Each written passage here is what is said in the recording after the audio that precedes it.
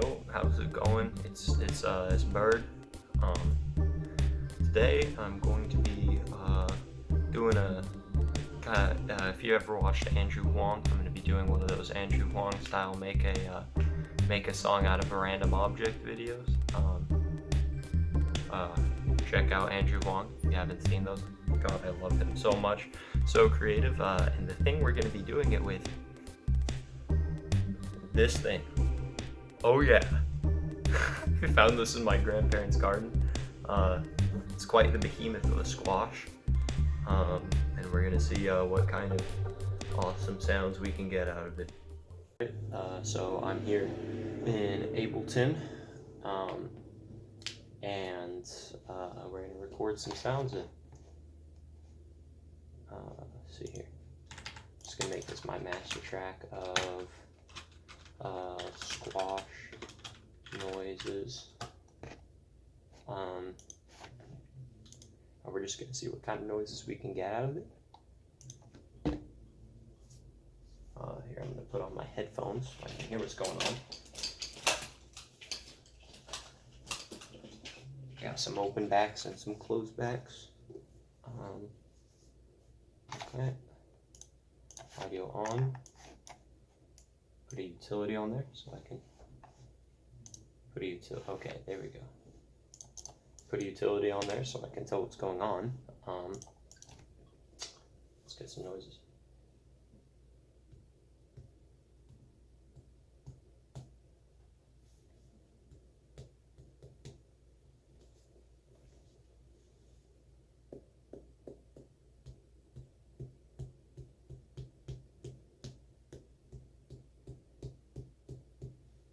And I'm also going to try using different exciters. So I'm going to hit it with different objects. Like, I'm going to take this right here. Should reduce the attack. I'm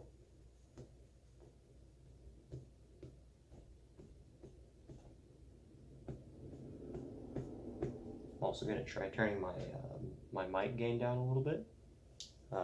Less noise and we won't get any peaking. Let's get some slapping noises.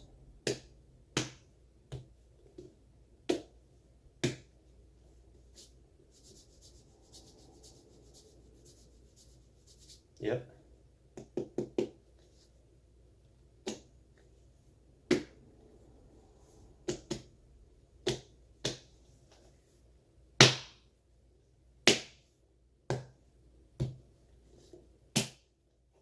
Let me try. Let's use this belt. Yeah, let's use this thing. Try and like slap it. Yeah, that's pretty good. I like that. What else? We got my wallet. Let's try and.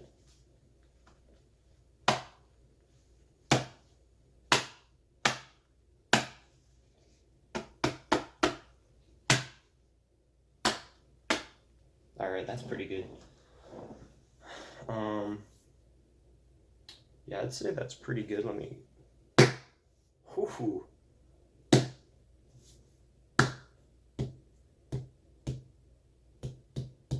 That.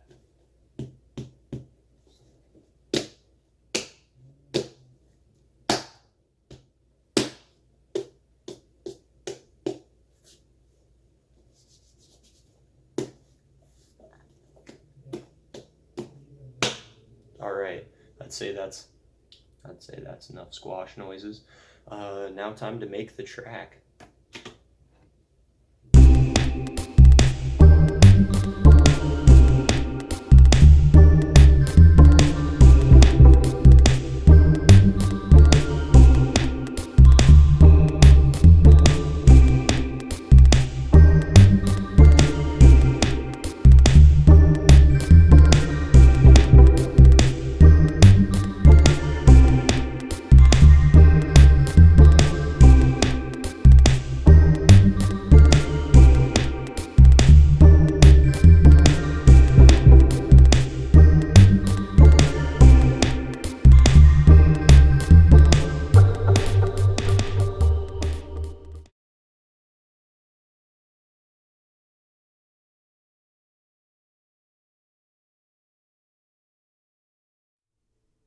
Alright, I'm going to go through how I made some of the sounds that are in here real quick. The first that I went with is I made this 808.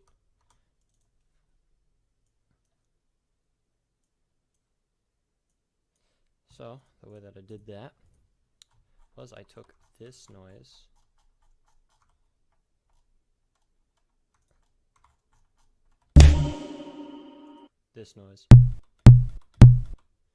and I turned it into this noise. And the way that I did that was I split it into two chains. The first one was the sub. That sounds like that. And the higher bit sounds like this. So the way that I made the sub was I put that sample into here and I made it start from this point in the clip, and then as you can see it bounces back and forth between these two if you hold it. I changed the volume curve a little bit. I made it added some attack, made it less of a harsh start. Then I added a EQ curve to it, and that looks like this, and that's just kind of boosting up this low end area and bringing down some of the noise that there was introduced into that. Without it, it sounds like this. With it, it sounds like this. Then I added this leveling tool, which just adds, it's just a compressor. It adds some kick to it. Then I have a limiter so that it doesn't go above 0 decibels. The way that I made the higher bit, pretty much most of the stuff is the same on the sampler here. Bounces back and forth between the same spot. It has a little bit less of a release, so it doesn't bounce back and forth like this. Oh yeah, and both of them were transposed up a semitone because that brings them up to C, so I can play them normally. This EQ curve is kind of almost made to be like a reflection of the other one right here, where this one goes down here and up there. This one kind of does the opposite. Not as extreme, because I still want it to be a bass sound. But yeah, so I made sure that it's a little bit crispier, you know, and I dropped the lows so that doesn't conflict with the sub and cause weird peaking issues. I ran it through an amp sim, so it's running through a simulation for a bass guitar amplifier. That made it sound really nice. I enjoyed how that sounded. A little crunchy. Then I put it through without it sounds like this. Not that exciting. And then I added some multi-band dynamics, just OTT. Gives a little bit more punch. Okay, the next thing that I worked on was the drum rack, and there is a snare and two cymbal sounds. This is what the snare sounds like. And I made the snare off of this noise. I really love how that sounds. There's just such a nice thwap. And the way that I made that, here, let me turn off all of the other effects on it so you can hear what it sounds like normally. What I did was I took that sound up there, transposed it down 8 semitones so that it was a little bit lower. Didn't really mess with anything here. Just went straight into EQing around here from like the 100 to 1K range area. Add some boxiness there. Took down the aggression and added some more higher areas around here. That sounds much better now. Nicer snare tone.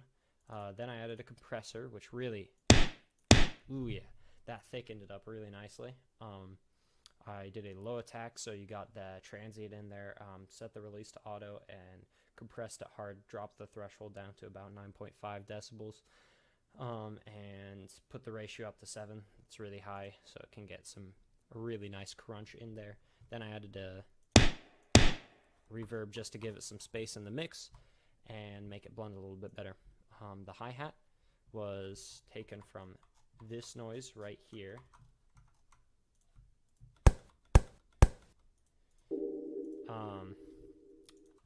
The way I did that, the way that I made this from that was pretty simple. I didn't mess with anything on here except I transposed it up for the EQ, just getting out this low rumble. As you can see, there's a lot of signal coming through there. Just wanted to get that out, add some aggression and some shimmer at the 5.5 kilohertz. Added some chorus to thicken it up a little bit, so now it sounds like this. So that's before. That's with the chorus on there. A little bit thicker. I added a delay to further thicken things up and add some slap back to the sides of your ears. Then I added some reverb to it to lengthen the tail and give it some space in the mix. Oh, get out of here, EQ8. Then I made this crash. That one's a little bit more interesting. What I did was I took this sound right here. I believe that's when I slapped it with the belt. It sounds really wet and nasty. But I used it anyway. I got rid of most of that nasty wet noise by using this volume curve to ramp up the volume so that it kind of skips that gross nasty sound like around here. Didn't do anything to the pitch. Pretty simple on the sampler there. Then to make it sound more like a cymbal, I used a reverb to give it a nice long tail, and then I added a compressor to make it louder and really bring out that tail more like a cymbal. Then I added a glue compressor just to give it some character and a little bit more punch and shimmer in that low end, or in that tail rather. Filtered out some of the rumble that there was by slapping it. Then I added some shimmer with the EQ. Just added some high ends. This is what it sounds like without. This is what it sounds like with.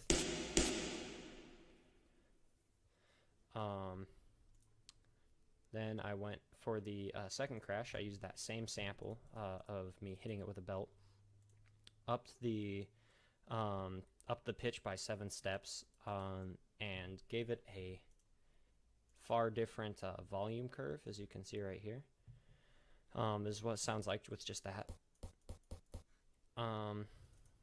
Then the rest of the processing is exactly the same. Yeah, same thing. I didn't reduce the low end there because I transposed it up 7. I kind of liked the little rumble that it gave because it was now not in that super low end. And that is the drum rack done. You can hear it in action, like right here.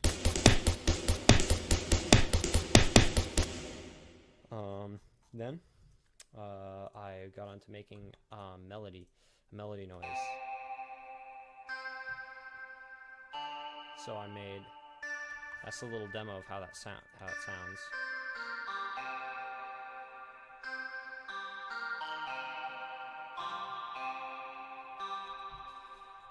And the way that I made that noise was I took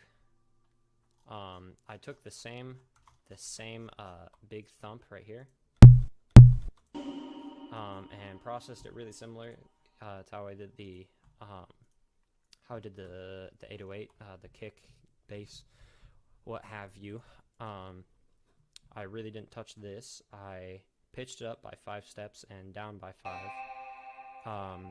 And the cool thing that I did was I made it go back and forth between these things just fast enough. And it's kind of like doing FM synthesis almost, where I just turned up that oscillation to where this pretty much became its own waveform.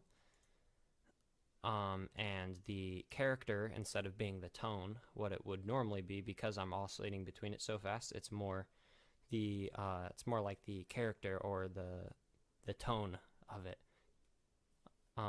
instead of an actual pitch.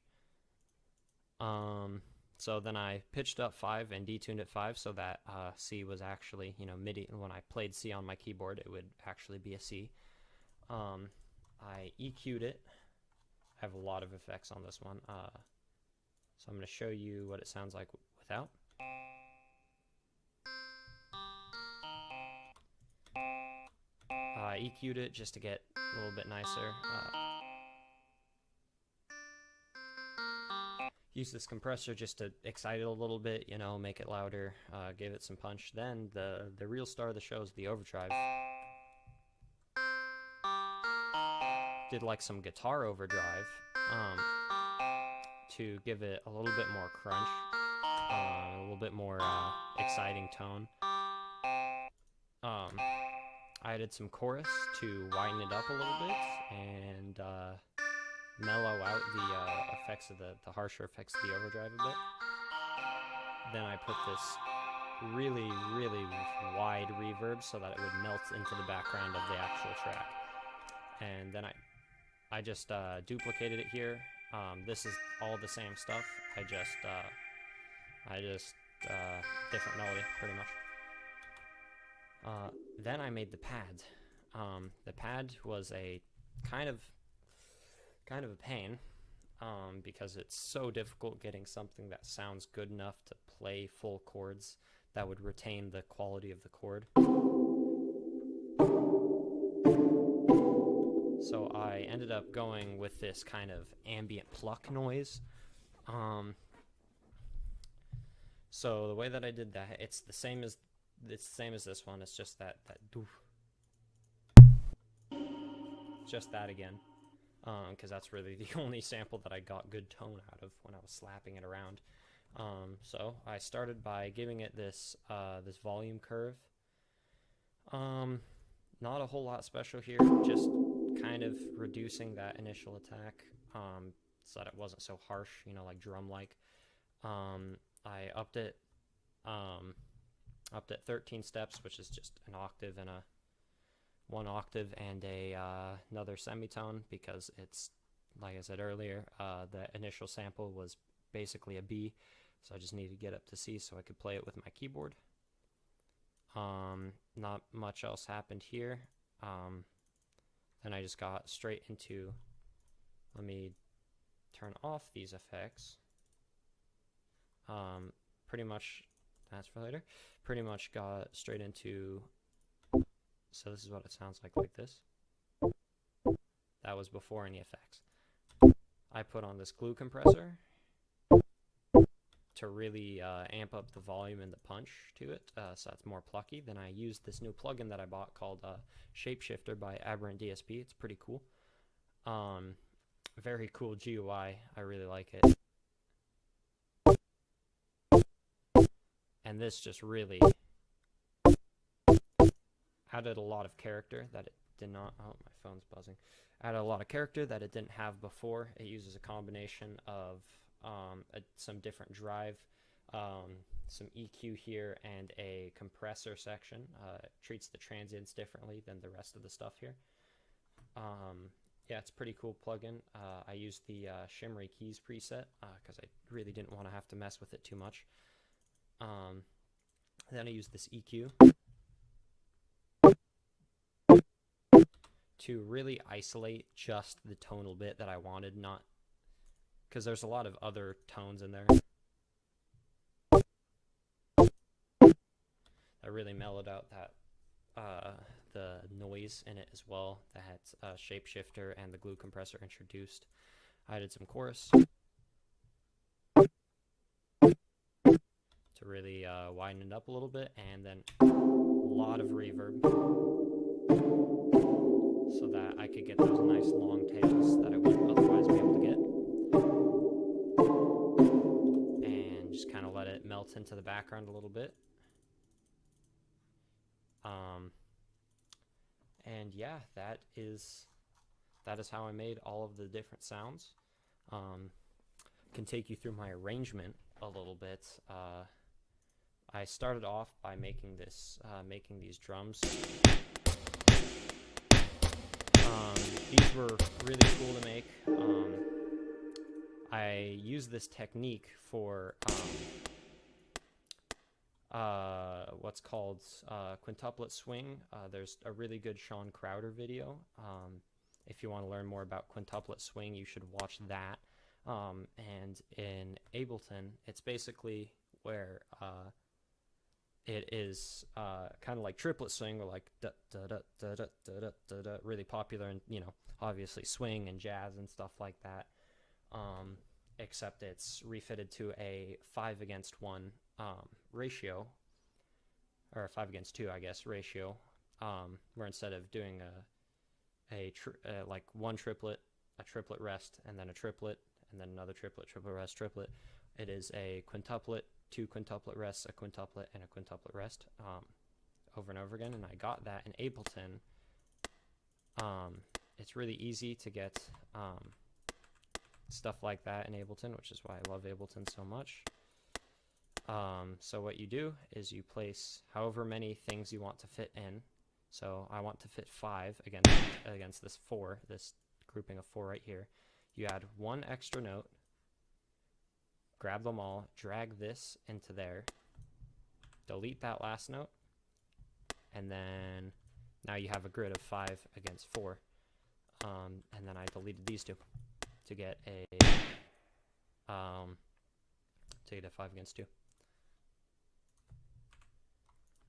And then I just added some extra triplet stuff, some complicated stuff. Because the actual sounds themselves are so sparse, I really needed to especially thicken the drum arrangement so that you could just get a really complex percussive background.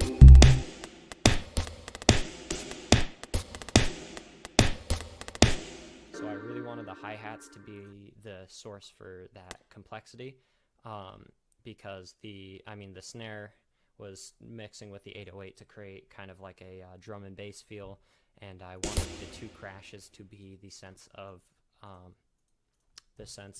the high-end stability in the drums.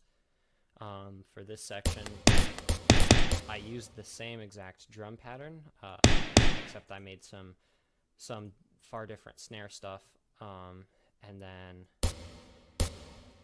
did this crash pattern. This is just it's mostly based off of a Lewis Cole beat I heard a little bit ago. It's like goes like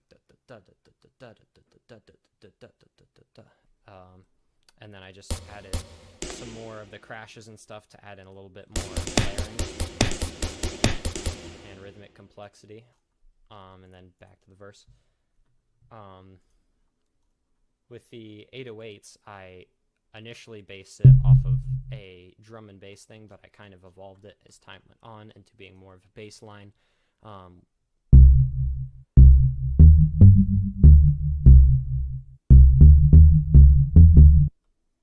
So yeah, I didn't want it to be too complicated, but I wanted it to carry the low-end complexity that was needed to create a nice sonic space. And the biggest thing that I did was I layered octaves.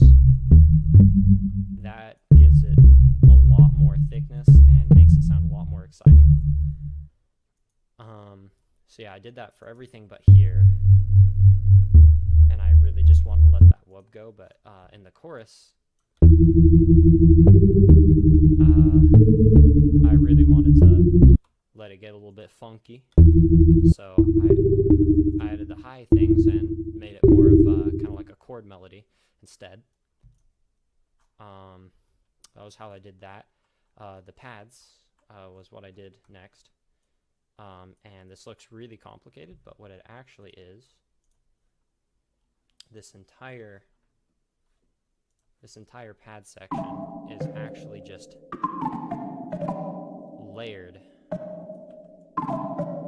So the first notes of all these are actually duplicated and moved up an octave to thicken it up a little bit. So it sounds like I use these chords. We have this a C major 7, a I believe that's a D sharp major 7, a D minor 7, and then back to the C. And then I just I stacked them up like this.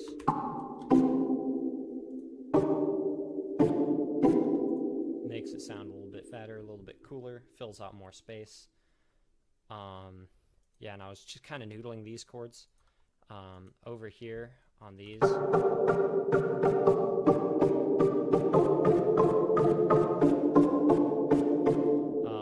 that's a pretty poppy progression. I was thinking about it more as like the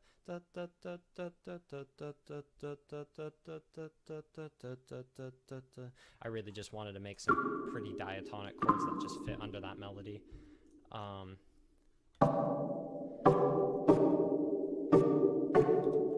This was off of a I made that by I wanted it to start on this this E minor 7, or the E major 7 rather. Yeah, and I wanted it to start on that. So what I did was I looked around. I was just kind of trying out some jazz progressions. I ended up modifying. I initially went with a flat 6, flat 7, 1, or flat 6, flat 7, 3, 1, and then I just kind of modified it around a little bit so that it had this descending line. I don't know what it is now. I just did what I thought sounded good, which is what you should do. You can use theory to give you ideas, not to make yeah, use theory to give you ideas, not to dictate how you should make your song, because there are no rules in music. Just do whatever the hell sounds good. Stay hydrated. So yeah, that's how I arranged the pads.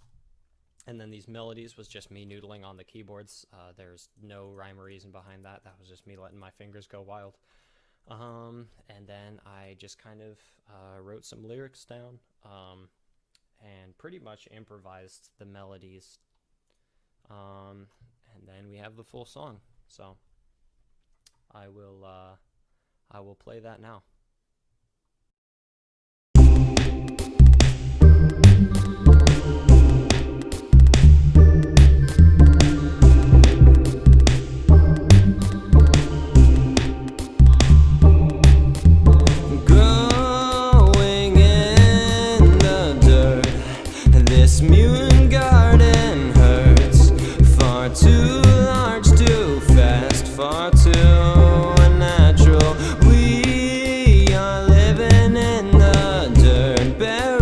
Centuries unheard, tell me why must we live and die to fuel with flesh this system? We give ourselves to this mutant garden. Mutant garden.